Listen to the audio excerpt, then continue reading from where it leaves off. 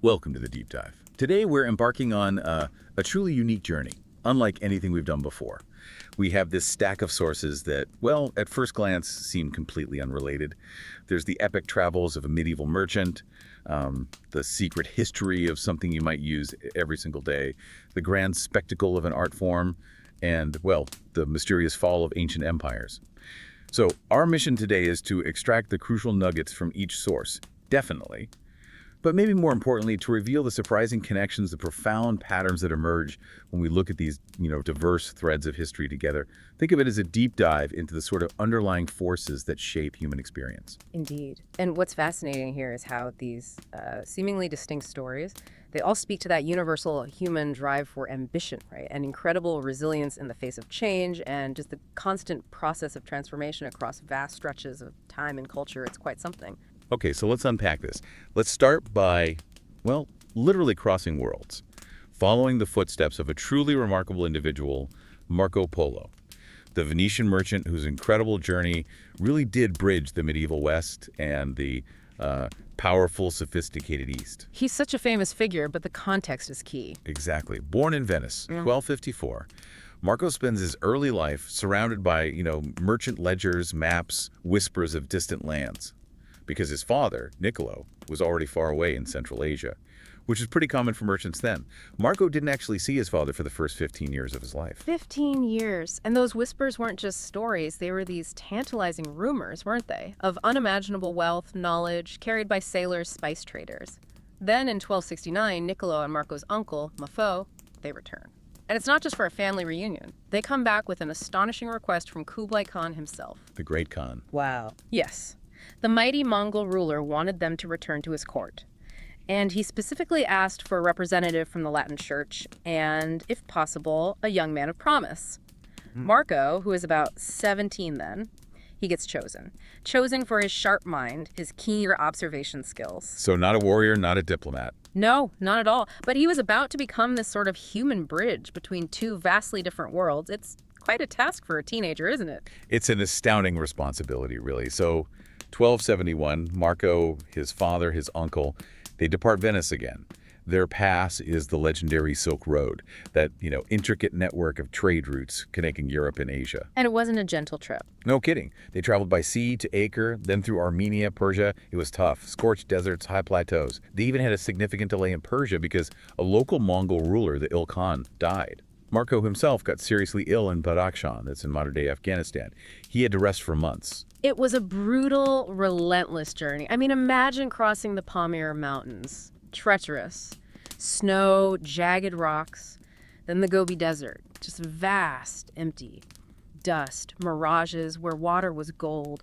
Yet they pushed on. And Marco, still so young, proved incredibly capable. How so? Well, he absorbed languages quickly, learned local customs respectfully. He was constantly scribbling mental notes, about everything he saw: architecture, dress, weird forms of currency, local superstitions. He was, in effect, seeing this living, breathing map unfold before him. A map no European had truly grasped before. And after 3.5 grueling years, around 1275, they finally reached Kublai Khan's court. What a world that must have been. Unimaginable for a Venetian. The Mongol Empire stretched from the Pacific to Eastern Europe. Kublai Khan, Genghis Khan's grandson, wasn't just a warrior. He built cities, patronized science, art. His palace in Khanbalik, modern Beijing, was the city of marble, gold, sprawling gardens. Marco apparently said it was more magnificent than anything in Venice. And the Khan, what did he make of Marco? He was deeply impressed. Marco was young, observant, eager to learn, spoke with surprising grace, intelligence. Kublai Khan recognized that sharp mind quickly, and soon he gave Marco a role few outsiders ever got: a trusted emissary of the Mongol court. An emissary at that age? Yes. He dispatched him to distant provinces, report on road conditions, crop yields, local politics, whispers of unrest, everything. These journeys took him to lands no European had likely ever recorded before: Burmese jungles, Tibetan highlands. Wow. And the things he saw must have been mind-blowing for Europeans back home. Absolutely. Things like paper money, backed by imperial decree, totally unheard of in the West. Coal used for heating on a massive scale. Cities lit with countless lanterns at night. And these incredibly efficient courier systems, the YAM system, moving information and goods at terrifying speeds across this vast empire. He wasn't just witnessing history, he was living it. seeing cultures, technologies centuries ahead of Europe in some ways. He really was. And he noted how diverse groups, Muslims, Christians, Buddhists, Confucians, often lived under the Khan's rule in surprising harmony. But it wasn't all perfect, right? No, definitely not. The greatness of the Mongol world, as Marco observed, certainly came at a cost. He saw brutal public punishments, harsh taxes on peasants, entire villages forcibly relocated for imperial projects. The discipline was strict, but the sheer scale, the diversity stitched together by this mix of awe and order, it truly astonished him. He served the Khan for 17 years.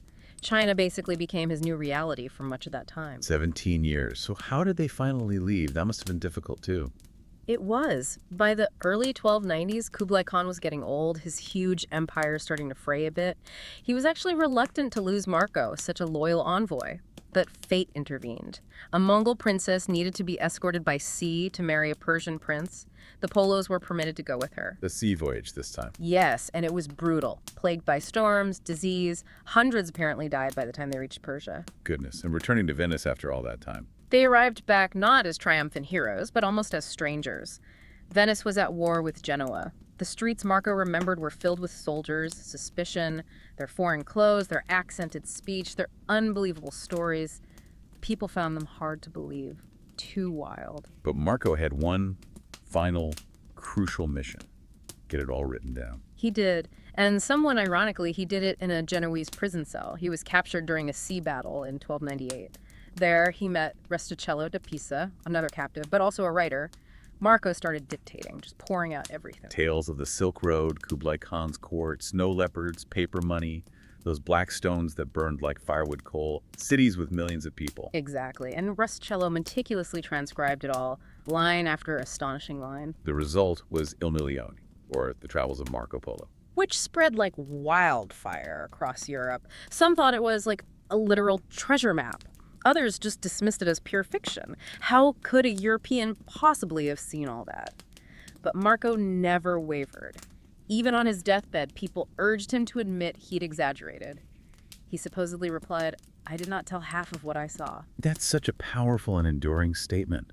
The book became so many things. A manual for merchants, inspiration for explorers. It really hammered home that the world was far grander, more diverse than anyone in Europe had imagined. And Christopher Columbus himself carried a copy, didn't he? Scribbling notes in the margins, believing Marco's descriptions, hoping to reach the east by sailing west. He did. Marco's real achievement wasn't just the miles he walked, it was the intellectual, the imaginative horizon he stretched for everyone who stayed behind. He forced Europe to reconsider what was possible, much like, actually, our next hidden history forces us to reconsider the value of something invisible. Okay, that's a great transition. If Marco Polo showed us how one person's journey could expand the known world, maybe our next story reveals how something as, well, invisible as scent can quietly shape culture, express anxieties, reflect identity across millennia. We're talking about the hidden history of perfume. It's incredible, isn't it, how something so subtle has such a deep and powerful past. Long before perfume was a luxury item, it was essentially a prayer in ancient Egypt. The word perfume itself comes from the Latin perfumum, meaning through smoke. Ah, that makes sense. Right, because it started with fragrant incense rising skyward during sacred rites. To the Egyptians, fragrance was divine. It was the invisible language of gods. So temples would have smelled intensely. Oh, absolutely. Thick with the scent of burning myrrh, frankincense, kaifi, which was this complex, resinous perfume blend. Scent was woven into every layer of spiritual and royal life. The dead were embalmed with scented oils, their tombs filled with perfume vessels, to ensure they remained fragrant in the afterlife. And the Cleopatra story, soaking her sails in rose water? Legend says she did. Using scent as a weapon of allure, a bold announcement of her power. And maybe the most amazing thing, when Tutankhamun's tomb was opened in 1922, Yes. archaeologists reported a faint trace of perfume still lingering after 3,000 years. That really connects scent to the eternal, doesn't it? Wow. So as Egypt faded, where did the story of scent go? It moved eastward. In Mesopotamia, perfume continued as a bridge to the divine. We have clay tablets describing oils of cedar, myrrh, cypress. India pioneered attar making, a unique hydrodistillation process for extracting essential oils from flowers like jasmine, rose, vetiver, really advanced stuff. Persia, with its famous love of lush gardens, embraced elegance through roses and violets, and China associated perfume with balance, inner harmony, lightly scented scrolls, robes, using subtle aromas like agarwood or cassie bark. Scent became, in a way, civilization's quiet signature, a reflection of their values. It's fascinating how it shifted from sacred ritual to this refined art and science. What about westward to Greece and Rome? Well, in Greece, perfume was embraced as both art and medicine. Hippocrates prescribed aromatic baths. The philosopher Theophrastus wrote about the emotional power of scent. Moderation was generally expected, but scent was seen to lift the spirit. Rome, however, Rome swung towards elite excess. Ah, the Romans. Exactly. Emperors like Nero spent fortunes. Banquets were drenched in rosewater. It became a real symbol of decadence. So there was pushback. Oh, yes. Moralists like Seneca and Pliny the Elder warned about perfume's corrupting influence. And then, with the rise of Christianity, its use largely declined in the West. It was often seen as an indulgence. Public baths grew quiet. The powerful rituals of scent kind of slipped into silence in Europe for a while. But the story wasn't over. Far from it. From the 7th century onward, the Islamic world completely transformed perfume. The Prophet Muhammad actually encouraged its use, making it an expression of faith and purity. Cities like Baghdad, Damascus became centers of innovation. And the Persian polymath Ibn Sina Avicenna in the West, he revolutionized perfume making. He developed steam distillation. This allowed for much more efficient extraction of pure, longer-lasting flower essences, especially from roses. It was a monumental leap, chemically speaking. That sounds like a real turning point for the chemistry of scent. It absolutely was. And Arab traders then carried these refined scents across the known world, from India to Spain, leaving new cultural practices wherever they passed. So while medieval Europe often associated perfume with, decadence or even disease, the Islamic world elevated it. It became spiritual, artistic, deeply scientific. Okay, so how did it make its comeback in Europe? Well, interestingly, it re-entered medieval Europe not initially with luxury, but with anxiety, fear, really. Amidst the plague years, people believed disease came from bad air, miasma fear. Right, those bird masks the doctors wore. Exactly. Those eerie, bird-like masks were stuffed with herbs. Nobles carried pomanders, little scented balls to ward off illness. Churches burned strong incense constantly, hoping to purify the air for health. The irony being, of course, that they often shunned bathing with water and just masked body odor instead. Precisely. But amidst the fear, the knowledge of distillation started to return, mainly through contact with the Islamic world via Spain and Italy. Alchemists began experimenting. This led to things like Hungary water in the 14th century, one of the first alcohol-based perfumes, a blend of rosemary and wine spirits. Perfume began evolving, moving from heavy oils to lighter spirits. And this brings us to France, doesn't it? Grasse. It does. By the 16th century, the heart of European perfumery shifted to Grasse. Now, originally, Grasse was a leather tanning center, smelly business. It transformed when Catherine de' Medici arrived from Italy. She loved fragrance and brought her personal perfumer, who started scenting gloves to mask the odor of the tanned hides. Ah, the famous scented gloves. That's the story. And the trend just caught on like wildfire. Grasse transitioned from leather to lavender, jasmine, roses, becoming the world's perfume capital.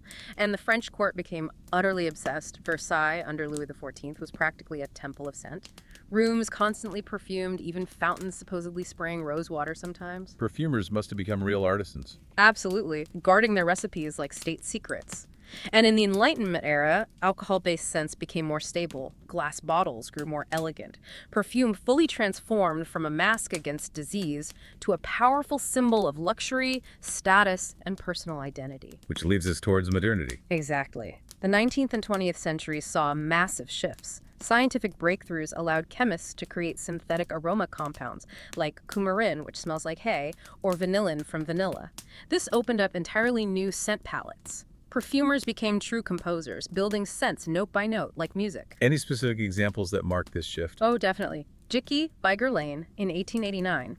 It was one of the first to boldly blend natural ingredients with these new synthetics. That really marks the birth of modern perfumery as we know it. And then, of course, Chanel No. 5. The Icon, 1921. Created by Ernest Beau for Coco Chanel, it famously broke all the rules. It didn't smell like a specific flower. It smelled, well, clean, modern, abstract. Chanel said she wanted a scent like a woman, not a flower. And it just became this huge symbol of elegance, independence, famously worn by Marilyn Monroe. So where are we today? Today, it's incredibly diverse. We have huge global brands, but also tiny niche perfumeries focusing on craftsmanship. There's even AI collaborating in scent creation now, and a growing focus on sustainability in sourcing ingredients. But ultimately, I think perfume remains our sort of invisible diary, doesn't it? A way to be remembered or to remember, a silent reflection of who we are and what we value. That's beautifully put. It's striking how perfume connects to culture, emotion, conveying ideas without words. And speaking of art forms that express the inexpressible, tapping into deep human emotion through sound and spectacle. Let's turn our attention to the birth and evolution of opera. Ah, opera. Another fascinating journey. It starts, perhaps surprisingly, with a question. Yes. In late 1500s Florence, this small circle of poets, composers, scholars, the Florentine Camerata, they gathered, and they were obsessed with this question. What did ancient Greek drama truly sound like? They believed that back then, music and speech just flowed together seamlessly. One expression, Vincenzo Galilei, yes, Galileo's father, he passionately argued that melody, simple melody, not complex polyphony, held the key to human emotion in those ancient forms. So they wanted to recreate something lost. Essentially, yes. And this revolutionary idea led them to develop a new musical form, monody. Just a single expressive melodic line sung by one voice with simple instrumental accompaniment. The whole point was to let the words be clearly understood and to convey intense emotion directly. This quickly evolved into what we call recitative. Recitative, that's the sort of speech song thing? Exactly. It became the heartbeat of early opera, blending speech and song to propel the narrative forward, tell the story. And from these ideas, the first actual operas emerged. They did. Jacopo Peri's Daphne, around 1597, is often called the very first opera, though sadly only fragments survive. His Eurydice from 1600 is the first complete one we still have. It featured sung dialogue, expressive solos called arias, choruses. It was created for a very grand occasion, the wedding of Maria de' Medici. These early works were quite intimate, though, designed for elite audiences, meant to stir profound emotions. But who really made opera into the grand art form we think of? That would have to be Claudio Monteverdi. Born in 1567, he masterfully bridged the Renaissance and Baroque eras. He just had this extraordinary gift for expressing raw human emotion through music. In 1607, he premiered L'Orfeo, a retelling of the Orpheus myth. Many consider it the first truly great opera. What made it so different? It was conceived as a unified dramatic experience. He used a full orchestra, which was quite rare then.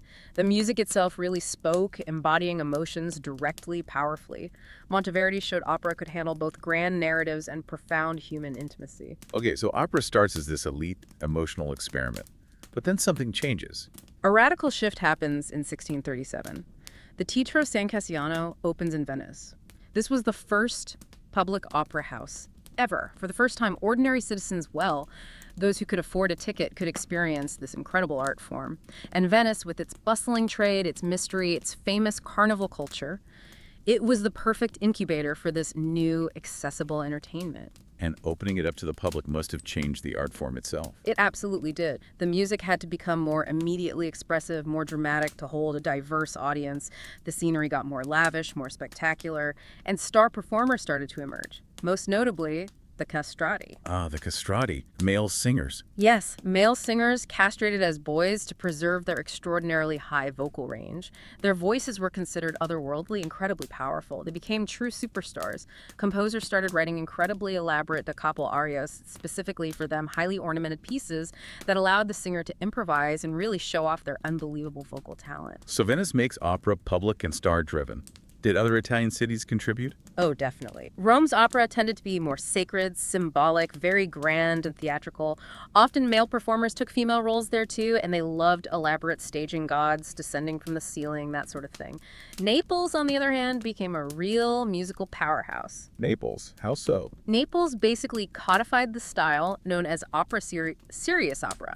This focused on noble characters, usually drawn from ancient myths or history. It followed strict rules, 3 acts, alternating between recitative, that speech song, and the aria, the big emotional solo. Composers there, like Alessandro Scarlatti, really emphasized emotional expression and incredible vocal ornamentation virtuosity. They pushed singers to their absolute limits and really set the stage for generations of operatic masters. And this Italian invention spread. Like wildfire. By the early 18th century, Italian opera had traveled all across Europe. It captivated audiences everywhere. It was adapted in France into tragedy lyrique by composers like Lully and Rameau. It heavily influenced German courts. Think of Handel, who wrote so many Italian operas for London. London audiences were absolutely captivated, especially by imported Italian stars like the legendary Castrato Farinelli. His fame was almost mythical. But opera wasn't always serious gods and heroes, was it? No, and that's another important shift. Around the mid-18th century, opera buffa comic opera emerged, also starting in Naples, interestingly.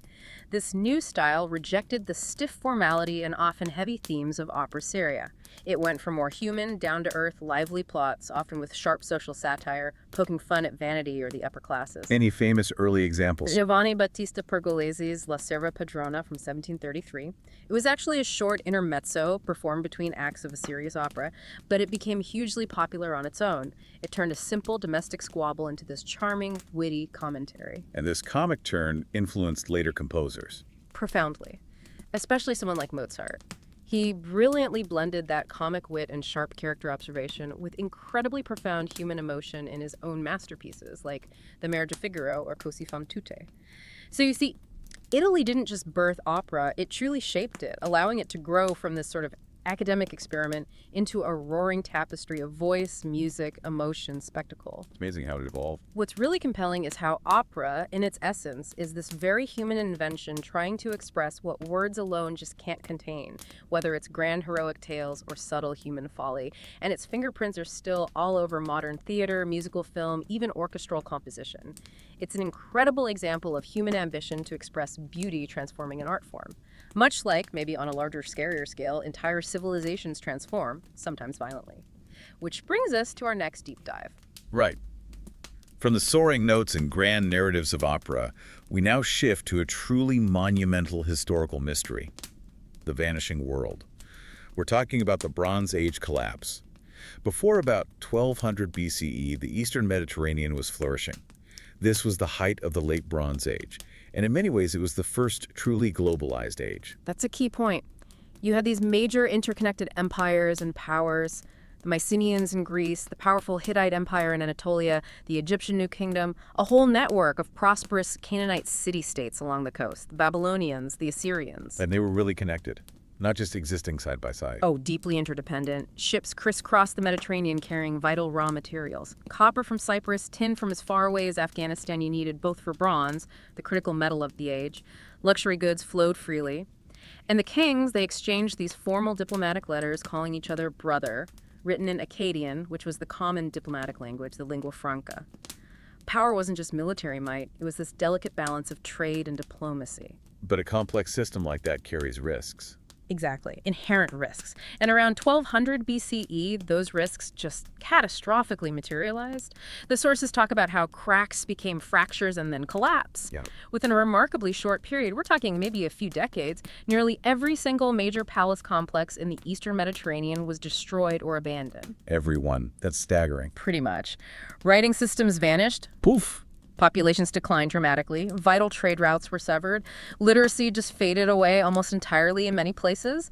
The sophisticated Bronze Age didn't end with a bang like one final battle. It ended with this profound, pervasive, and for a long time, mysterious unraveling. Let's break that down. What happened in Mycenae in Greece? We think of Mycenae, Agamemnon. Right.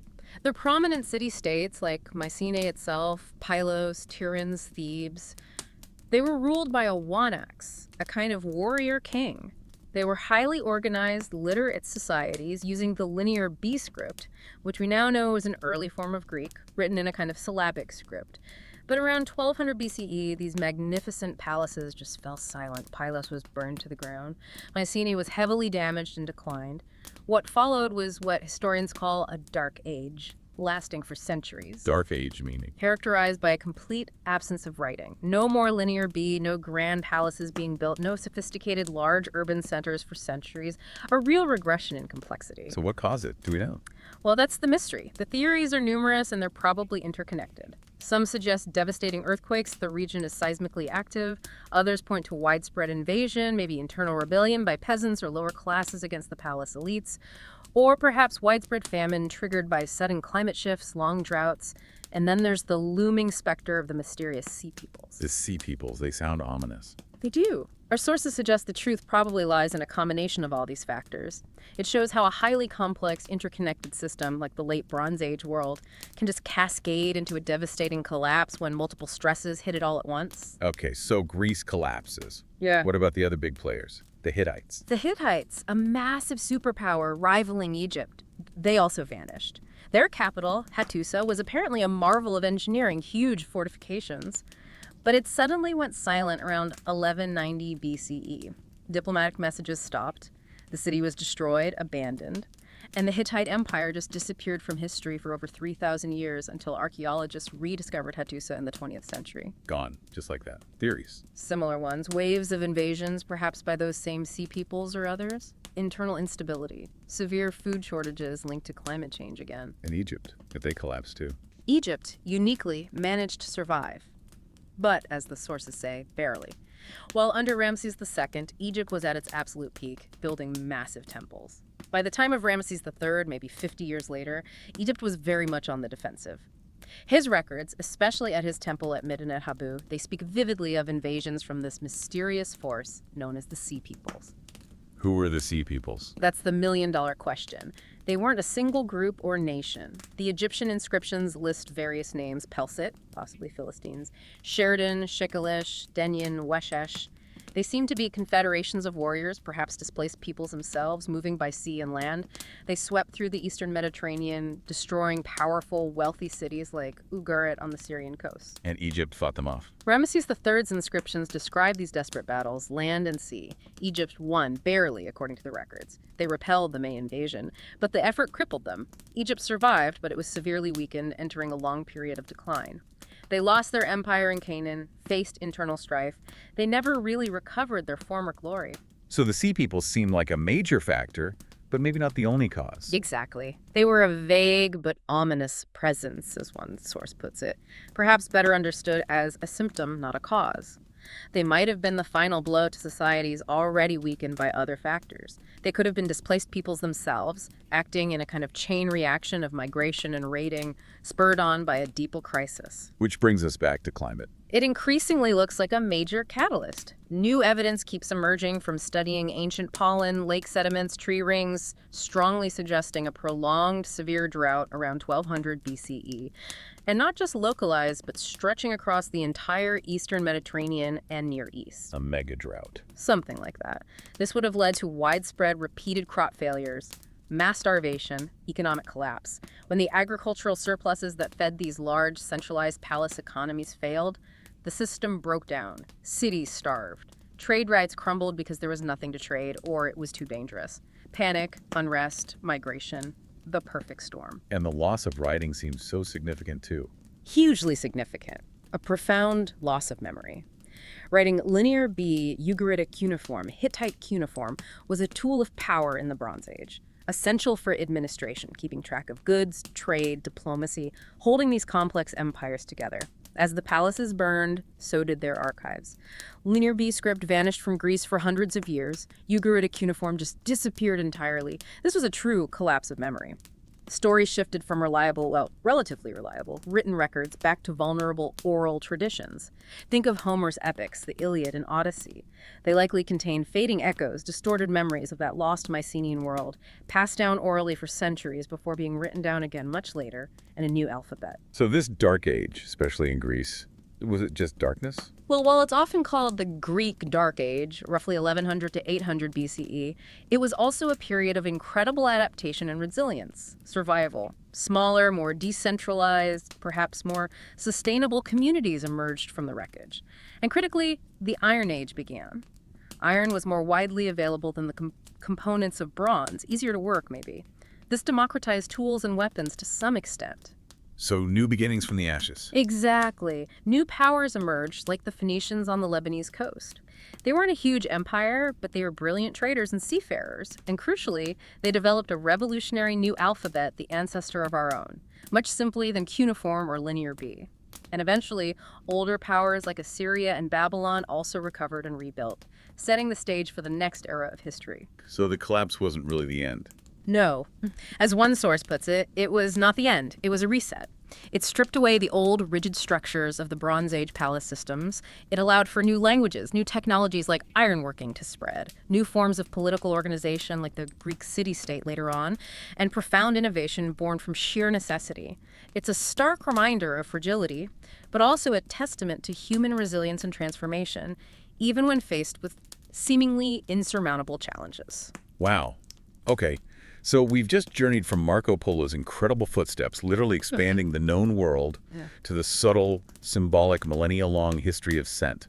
Then the grand emotional stages of opera expressing the inexpressible, and finally the astonishing multifaceted collapse and eventual rebirth of an entire ancient interconnected world. It really makes you think about how all these seemingly disparate threads actually weave together, doesn't it? It really does. While these deep dives were distinct in their focus, you start to see these common threads, right? Human ingenuity, adaptation, that constant push. Whether it's a single person's curiosity expanding horizons, like Marco Polo, or the evolution of a cultural expression reflecting societal values and anxieties, like perfume or opera, or the vast, often unseen forces, climate, interconnectedness, maybe even disease that can reshape entire civilizations like the Bronze Age collapse. These stories are definitely a reminder of the fragility, but also the incredible resilience that seems inherent in complex systems, including our own societies. Exactly. Which kind of leads to the big takeaway question, doesn't it? It does, and that question maybe for you, or a curious listener, is this. What are the unseen threads connecting our own incredibly complex world today? What seemingly disparate stories, trends, pressures might history be quietly weaving together right now that will define our next chapter? Something to mull over. Definitely something to mull over until our next deep dive.